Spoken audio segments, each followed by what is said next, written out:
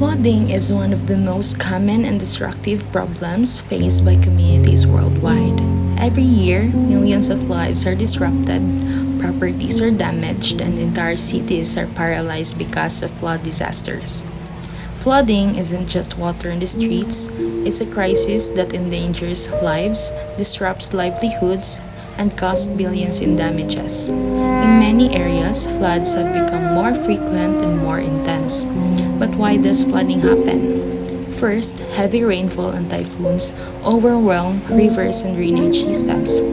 Second, poor waste management and clogged canals prevent water from flowing.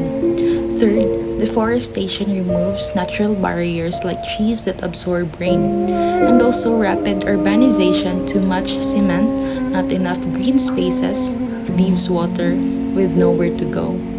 Add climate change to the mix and the risk only grows worse. The effects are devastating.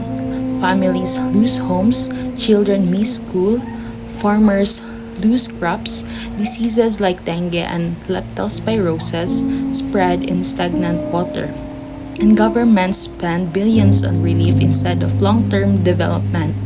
Floods don't just affect individuals, they slow down the progress of entire nations. But floods can be reduced if we take actions.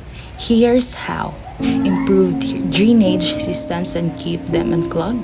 Practice proper waste disposal. Never throw trash in rivers or canals.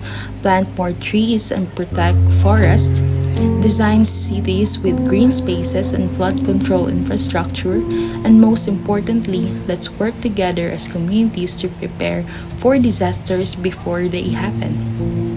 Flooding may be a natural hazard, but its impact is something we can't control.